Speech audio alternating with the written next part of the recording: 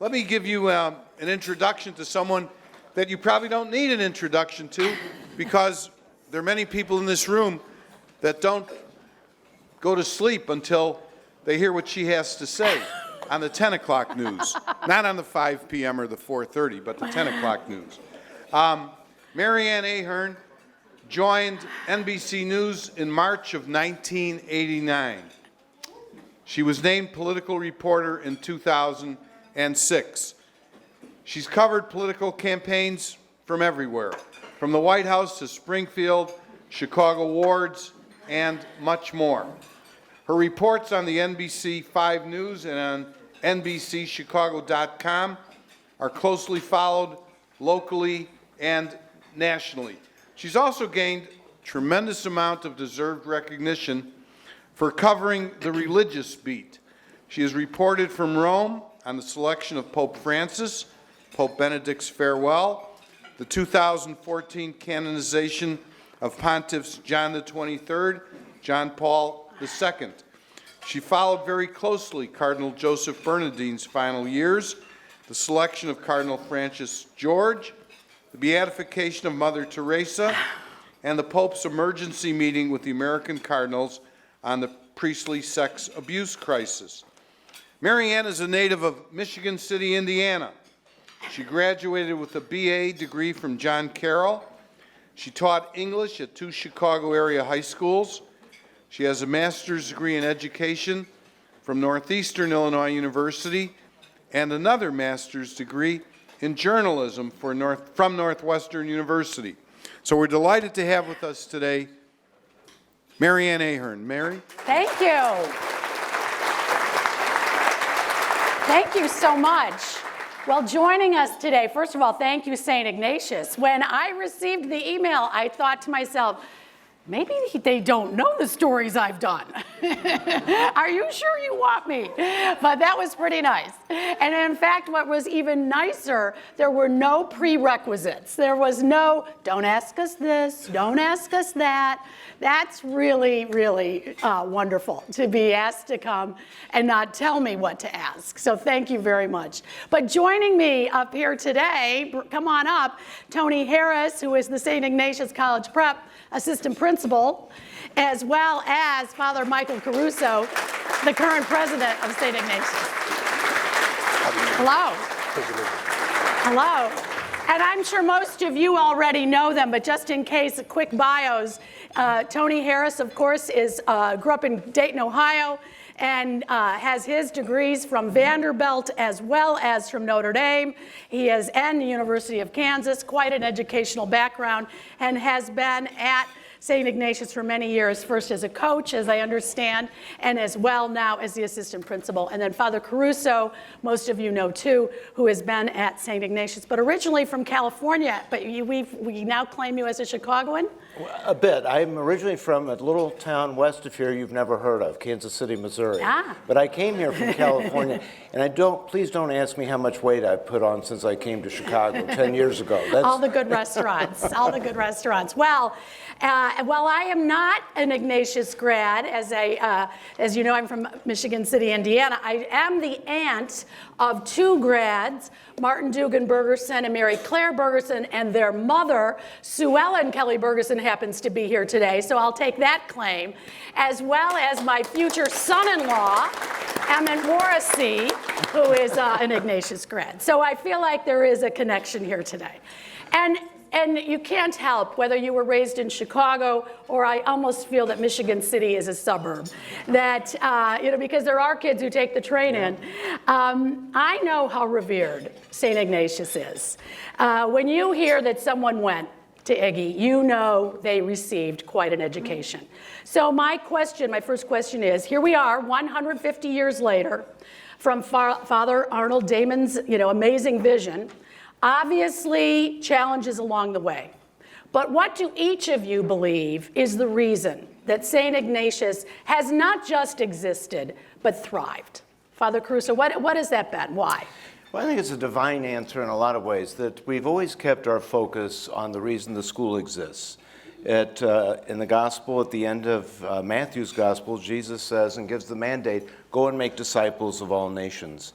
And as Jesuits got into education after St. Ignatius or during his time, we found the best way to fulfill that was through establishing schools. And so we've always been very faithful to that the best education is really one that brings together a life of faith and formation as well as the intellectual side of that. And that's interesting when you look at wherever the Jesuits have been, you will see a church and a school side by side. That was our method of cityscaping as we went through the world. So I think I would say that. I think it's always being faithful to who we are as a people of faith, that the best education includes God. Just like here at the City Club, you make a place for him in your time. So I would say that. Tony, what do you think? I would echo Father Caruso's comments. I think, too, that when you think back to when Ignatius was founded, and you look out Roosevelt Road, and that was all prairie, there was a hope there. And through the years, that hope has been sustained, initially by those immigrants who came in and wanted their children to be educated by the Jesuits, which had an excellent, and still have, an excellent reputation for education. But then, once those individuals graduated out and became the community leaders and the city leaders, there's that kind of support that also sustains us. And I think that I've only been associated with St. Ignatius for the last 18 years, but even in that time, there's been quite a bit of support from those who are alumni, community members, because they see the good that we do and have bought into that. My one other connection I forgot is John Tracy, the former dean, as well as coach. Yes. He actually taught me in Michigan City, and he was a dear friend, many, many years, who died too soon. Think about him a lot. St. Ignatius, as we looked at the history, and I did watch the video. Is it Ellen? It was fantastic. Eileen, I'm sorry if I mispronounced Ellen. It was great. I watched the video last night. But I thought also as well in reading, and this, perhaps you're all going to get a copy if you haven't already, St. Ignatius welcomed the homeless after the Great Chicago Fire. So how are students at St. Ignatius in touch with the community surrounding it today? How are students, what do you see students doing that they know where they are and not just in and out? I see this in a number of ways. First, our students come from all over. You mentioned that Michigan City could have been a suburb of Chicago. My first year at Ignatius, I taught a young lady who rode the train each day from Michigan City. I always told her there's no reason for you not to have your homework done. You've got 4 hours, even on the train. The vomit comet, we like to call it. But because our students come from all over, there's that connection, not just with the Little Italy and Pilsen neighborhoods, but throughout the city and even across state lines. The other part of that, though, is that there's quite a bit of outreach, even within our curriculum, to the communities. So there are service requirements for our freshmen and sophomores that extends into the junior and senior year. Any number of ways that we maintain those kinds of relationships and friendships. And some of the students who come not necessarily from Catholic grammar schools, right, they say that the service, they're a little bit like, what are you talking about? What are we up to? But they adjust. Mm-hmm. They adjust, and I think end up liking it, no? Well, it's about, again, forging those relationships.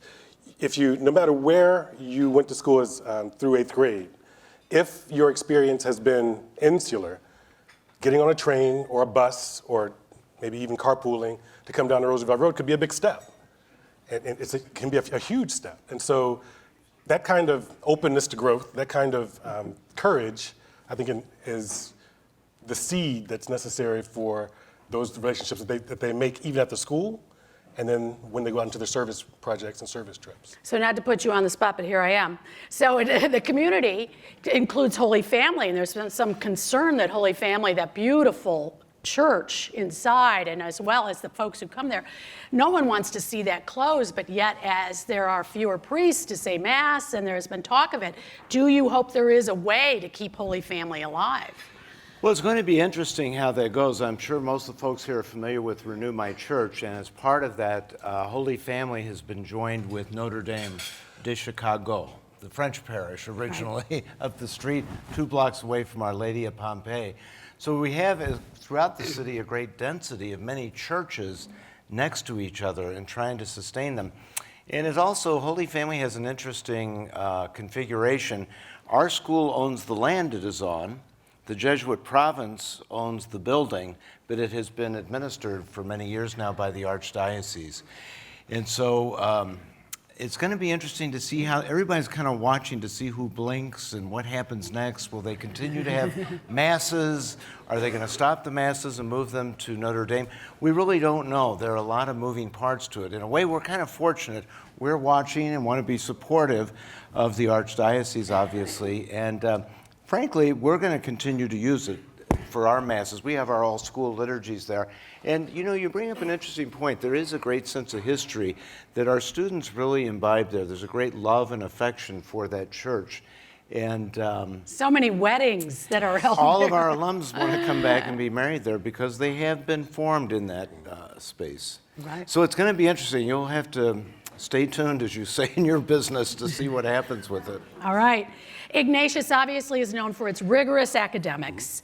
What are the classes today that have stood the test of time? But at the same time, what are the new classes that students are taking today that maybe they were not available 10, 15 years ago? Tony, is Latin still on the agenda? I was about to say, that all the Ignatians that I've met here in the room will remember the rigor of the Latin and Greek curriculum. I have two daughters, both went through Ignatius and both took Latin. So that has sustained them, worked with them very well. But the stalwarts are those things we want to be able to speak clearly, to write well, to be able to comprehend reading, and all of that from the very beginnings of Jesuit education, I think follows through today, perhaps in different ways, right? Because education does change over time. But the other part of that is, if you were to have come to Roosevelt Road in 1900, you would not have seen a robotics program. We now have a robotics program. And there are a number of other STEM initiatives. So part of it is seeing what is coming up and anticipating what skills our students need as they move away from us and into colleges and into the workforce. How about that, Father? The digital world. Are the students still walking around with the backpacks of 70 pounds, or are they have Yes, despite the fact we went to an iPad format many years ago, they continue to carry the backpacks. But if I could dial this back a bit about the Latin program, we have a new Jesuit, a scholastic, a Jesuit seminarian who's teaching classical languages, Pierce Gibson, and he's developed this great idea of Latin days. And so October 26th at Ignatius, they're building chariots. We both tested out the chariot and chariot Actual races. chariots. A chariot, and they're having a lot of fun, but they're Yes. inviting 6th, 7th, and 8th grade students to that. But you're right, so many things have changed over the years, a lot of good things. But one of the things to remember, when Father Damon built that school, he wanted it to be a beautiful school like he had experienced in Europe. And he wanted these kids that were from very poor families to have this kind of an experience, a world-class education. And so the labs, and there were some great scientific equipment for the sciences that were there. So it was always very cutting edge, even though by today's standards we'd kind of say ho-hum.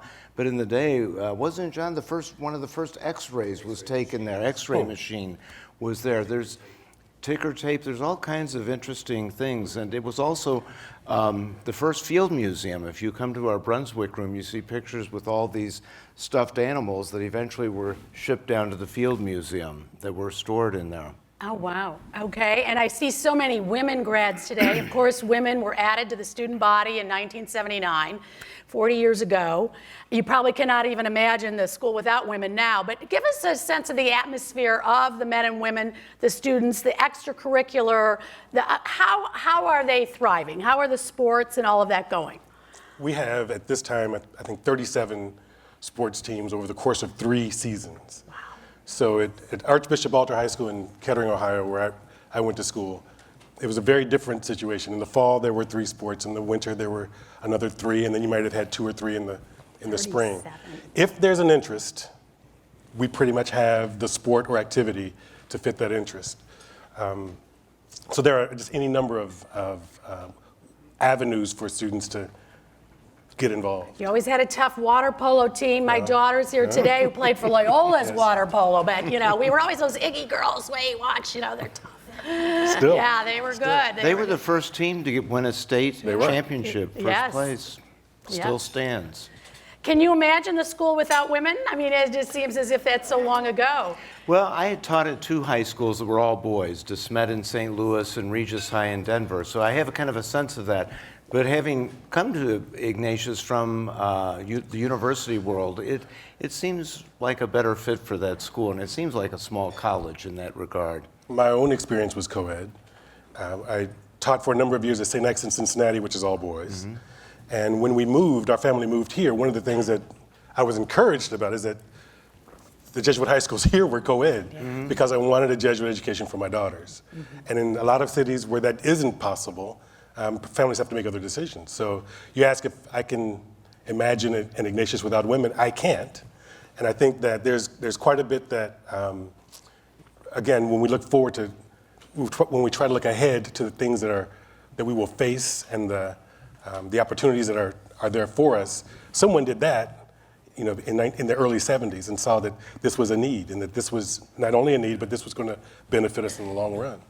Tuition costs, that always has folks concerned, nearly $20,000. What about those who cannot afford? How many are what percentage are scholarship students, and where do you get all of that from? Well, kind of an interesting thing regarding that is when we do admissions, we are needs blind. So everybody gets in on merit and capacity to do the work. Then we have a very robust financial aid program so that no one is denied that education depending on capacity to pay. So our tuition right now is about $19,000. Which is, when Father Damon started, it was $60 a year, which was a lot in those days. That was quite a bit. But it costs a lot of money to run a great school. And a lot of that goes, of course, to benefits and salaries and programming, keeping up a building. But certainly, a third of our students receive some measure of financial aid of different ranges. So that's why be careful with John Chandler here. He'll chase you with his tin cup. That's our main job is, and our alumni and friends of the school are very good at supporting it because they realize that it does take a good deal of many resources to provide this kind of an education. And so for us, it's a labor of love when we're able to tell the story of the school, and it's a compelling message that we're happy to share with people. And I think especially when people do meet our students, and we always have a reception for our benefactors in the spring, and they get to come down and they meet these students. They write letters of gratitude to them. It's not just dropping your money in a mysterious box. It's really you're forming a relationship and mentoring some young people. And then when I think people meet them, they think this is a compelling project. I used to say that, when folks would question, should we do what school? Those are those last years you really have a chance to mold your kid. Well, when you think about it, I always say this to incoming families that when your kids come here, they're going to spend most of their waking hours at that school because they're going to have the extracurriculars after school, et cetera. And you want them in a place, as they start drifting a little bit more from the family and going through the teenage years, you want them in a place and with people who are going to have a positive impact on them. And so when you think about it, it really is an investment. And I like the way you phrased that, Mary Ann, that it's a window that's closing. And you're only going to have those 4 years. And so it's one that is really worth investing in. And what about the diversity? Not just black, white, but what about city suburbs? Tell me about that diversity. When I began at Ignatius, one of my jobs was to go around to the 8th grade classrooms and talk with students about trying to plant that seed about coming to Ignatius. And I would always begin with the thought that if you walk through our halls, there's a certain kind of diversity that you will see, which will be an obvious kind of diversity. But the diversity I think that means the most to us and that is perhaps best defines who we are the other kinds of diversity. When you talk about those who coming in are full tuition or would not otherwise have been able to afford the school. The beautiful thing about it is, as Father said, when you come in, no talented student is denied admission because they can't pay. So that evens the playing field in a way that is very important. But beyond that, there's the diversity of opinion, diversity of thought, many different kinds of diversity that you won't see just looking through the hallways, but you will see and hear if you go down to Tully Hall to talk with any number of students at any number of tables, or come to any of the activity periods. I have plenty of questions, but if any of you also, I hope if you have their cards at your table, if you'd like to include a question, please, and then hold it up and they'll collect it if we aren't asked the question that you're looking for. All right, many of you are probably aware of the situation in Indianapolis at BER Buff Jesuit High School. The Archbishop there, Charles Thompson, he asked the school to fire a gay teacher. BER Buff said no. The Archbishop said, all right, you're no longer considered or designated a Catholic high school. It's even extended to some sporting events. It's gotten, you know. However, that decision is being appealed to the Vatican. Talk about that. What's your reaction to what happened in Indianapolis at a fellow Jesuit high school? Well, Tony, you want to take that? No, I'll skip a few. It's all yours. It was unfortunate. I think in any of our schools, in any of our parishes, you're going to have a diversity, and this is an issue that is out there, especially with the LGBTQ community. And we have our Catholic teachings that we honor and uphold, but at the same time, we're not looking, we don't give people examinations when they come in the door, like, where do you fit on this spectrum, or what did you do this weekend? The principal's not there checking to see who's doing what, because there's all kinds of things that may not be in perfect harmony with our teachings. And so it's one of those things where, personally, I don't want to get into all that. That's why we have a sacrament of confession, and we're all on a journey with the Lord, trying to get our lives more better configured to his teachings in his life. So, but going back to BER Buff, so that's kind of a philosophical attitude. I think it's unfortunate, personally, that the bishop went and chose that subject. But now that he has, I don't know how that's going to play out. It has, as you said, been appealed to the Vatican. But in our institutions, if people are doing their jobs and doing their work, they're good people, and who knows, they may be trying to work through a lot of issues. You just don't always know. I would also say it's true of our schools. Father Lanauskas, who led the prayer this morning in his area, we have a big emphasis on adult formation. And everybody goes through a program that they learn about our spirituality of the church, of the Jesuits, and of our mission and education. So everybody has an opportunity. We're all on a journey with the Lord, trying to configure our lives. So I think when you start picking one issue over another and trying to get everyone to conform with it, it gets very tricky. It's not something I want to do myself. Yeah. You know, this summer there was a colloquium of Jesuit schools here in Chicago at Loyola University. And this was just on the heels of that occurring. I was never more proud to be associated with Jesuit education than at that moment, because it was clear that the leadership at BER Buff was caring for an individual within their community. And so much, there are buzzwords or catchwords within Jesuit education, one of them being cura personalis, care for the individual. What better example of care is there except to take that step? And for some, an unpopular step, but I was very proud to be part of that Jesuit family because of that. Saint Ignatius is also expanding. Talk about some of those expansion projects. I understand art and science, outdoor athletic fields. What kind of expansion is underway? So we have 4 big initiatives. One is, we're in it for 150th, we're in a campaign. We're in the public phase of that right now. And one of our big areas is to continue to build our endowment. So the drawing from that will help us to make sure and ensure an education for kids that will be coming there.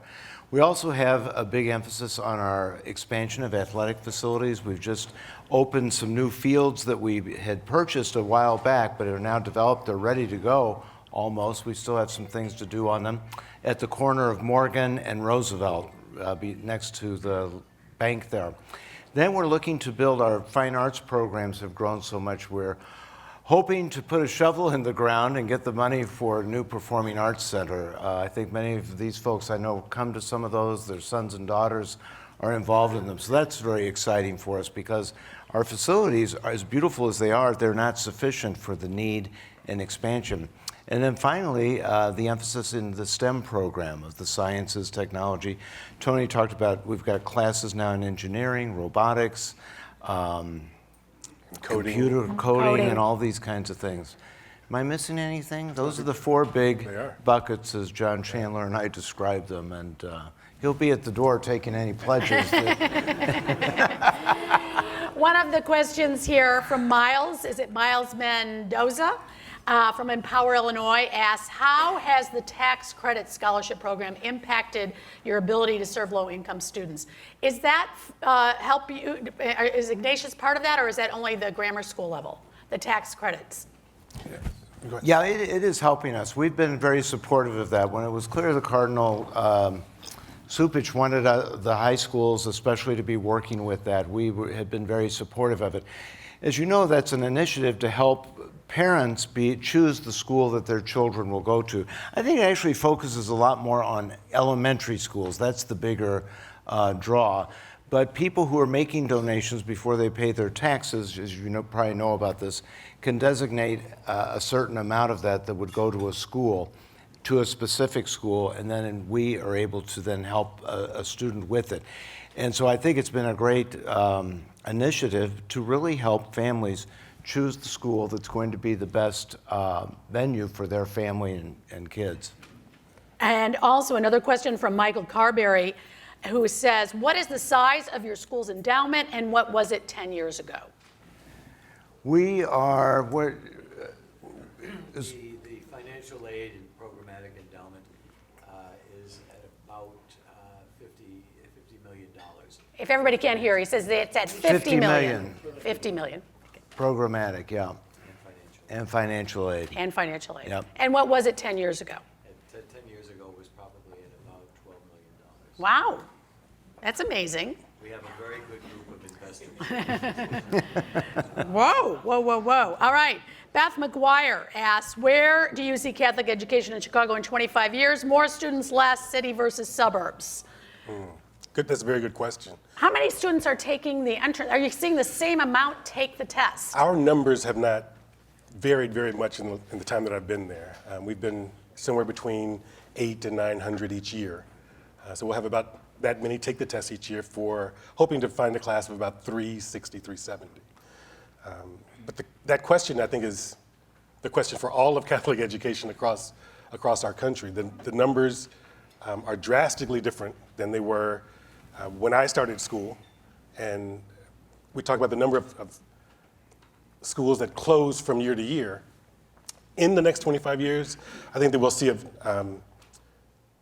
first of all, we'll still be here. Let's start there. But I think there'll be a very different model. They'll have, if you think about the traditional model, those will still exist. But I think that as the community's needs change, the church will change as well. One of the best examples I have of that is within Jesuit education, that there were the traditional schools that were at one point all male, and then there were co-ed. And then there were Cristo Rey schools, which met another need. If you go to some other, the nativity schools at the lower levels. So I think that it will change, and how that change, what that will look like, we're not sure at this point, but it will always, I think, meet the needs of the communities. And part of that is staying in touch with the communities to know what those needs are.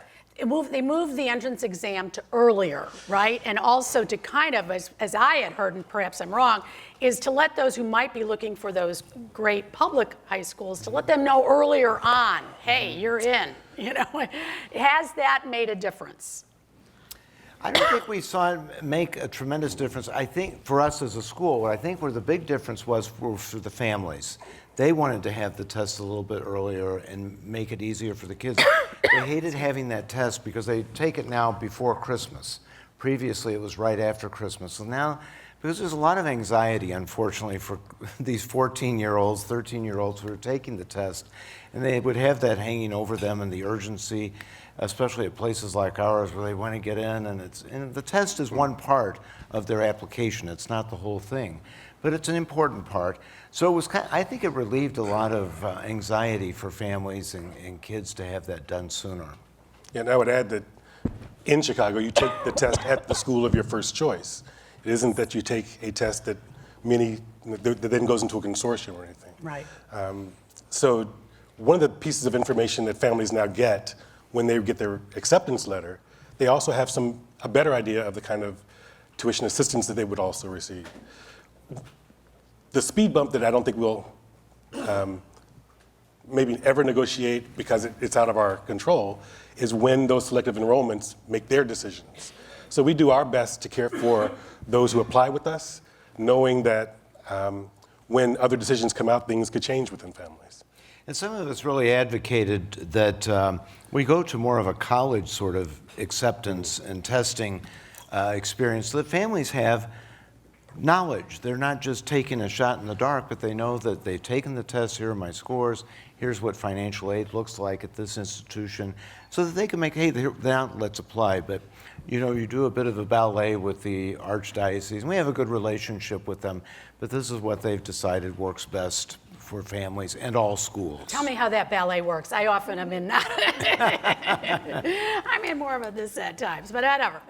So another question from Mike Strautmanis from the Obama Foundation. My life was transformed when a teacher suggested that I, in addition to a school play, creativity, innovation, and problem solving, are learned through the arts. Beyond sports and STEM, how are the students able to pursue the arts? And I know the arts are quite big at Ignatius. They are. As Father said, it's one of the fastest growing segments of student activities. In the time that I've been there, our choir has grown from probably 30 voices to over 60. There are a number of bands, orchestras. There are improv groups, as well as our Harlequins group, which has a musical and a play. Any number of ways, if you're interested in the arts, and those are just performative arts. Let's talk also about studio art, where we did, in fact, our art rooms. So all of the drawing and clay and molding, our photography, digital photography, as well as film. A number of ways for students to begin to express themselves. One thing that I would want to mention is that Phantasm, if anyone remembers, Phantasm is a student literary magazine. At many schools, it's an also-ran. At many schools, it is an opportunity for someone to get a poem published or a picture published. Our Phantasm group has been, for the last 6 or 7 years, among the best in the country. And last year, it won what was equivalent to the Pulitzer Prize of student publications. So that has grown. Great. So if you like to sing or dance, the dance classes are among the most popular in the senior class. If you like to sing or dance, if you enjoy acting, if picking up a camera is what draws you, there are a number of ways to meet that need. And you certainly have had some quite famous grads who have gone on to stage and screen, I've seen, over the years. There have been a few, there have. I'd like to see a few of them come to visit and talk with our students, but the students certainly know about them, watch their shows even now. Mm-hmm. There have been a few. Right. Yeah, Bob Newhart, John Mulaney. Andre Brower. Right. There have been a number. We're hoping, Bob Newhart, you remember a few years ago, about 6, 7 years ago, he did a show at the Chicago Theater, and he wanted to come visit the school, so it was homecoming week. So we did a bit of catechesis with the students on who Bob Newhart is, but they remembered him from the movie Elf. Remember he played Papa Elf in that. So they did a couple skits, and he addressed the student body, but he was great. And we're hoping he'll come back at the end for our big celebration at the end of the year. And when I wrote him, I said, we'd like you to come, and John Mulaney. They both said yes, but Bob Newhart said, I will if I'm vertical. So.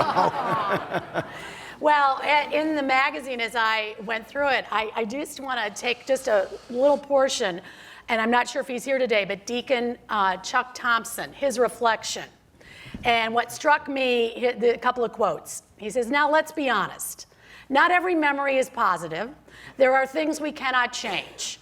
Our sins, our failures, our embarrassing moments, they too shape our identity. And then he finishes with, let us give thanks to God for all our memories of St. Ignatius College Prep and go forth once again to share what we have been given, to share our lives in Jesus' name, to make new memories once again with God. Amen. I thought that was really quite a good way to look at it. You know, not everything absolutely, especially those years. I We're mean, talking those about are- high school. I could relive 19, but not 16. Yeah. So I wonder if we should wrap up with just tell the folks here something that maybe they don't know of what's going on, or what is, what makes you all passionate about your positions at Ignatius, what you look forward to each day when you go there. Father, I'll give you the last word. Okay. Okay, so very easy question. It's the people. Well, one thing we haven't spoken very much about here is the kind of formation that anyone who enters our community goes through over the course of 4 years as a student or any number of years as a faculty member or a staff member. And part of that formation is understanding not only our roles within the community, but that we are a community. And when the difficult things happen, when spouses pass on, when children have difficulties, we find that community bolsters us. And so one of the easiest reasons for me to get up each morning is because I know I'm coming down to work with a very talented group of individuals, with very talented students who care about our community and expand those walls out into the Chicago community as well. Very good, Tony. Thank you. And Father Caruso. Yeah, I would say, I would echo that in so many ways, but I think especially the students. Our students, many of them, especially as you see them grow, so much happens in those 4 years. But as they develop that capacity to look you in the eye and to talk with you and carry on a conversation and to see their growth, to see, when they stumble, they have some problems, but seeing how they overcome some of those and are developing into great young men and women that will have a great impact for change in the city and the world, as Father said in his prayer, that it has. And these kids are just a delight. And I think that's the best thing I can issue here is an invitation. Come see us if you haven't been to the school. If you've never visited, come by for a cup of coffee. If you are in the neighborhood, you're always welcome. But I think it's a beautiful school. Sometimes people say it's a cross between Hogwarts and Downton Abbey. But it has a museum quality, but here's the deal. It can be just a museum. The real heart and soul of it, and the lifeblood, are the kids and the people that work there. And so if you miss them, you really have missed it. But come down for a football game, soccer game. It's a lot of fun.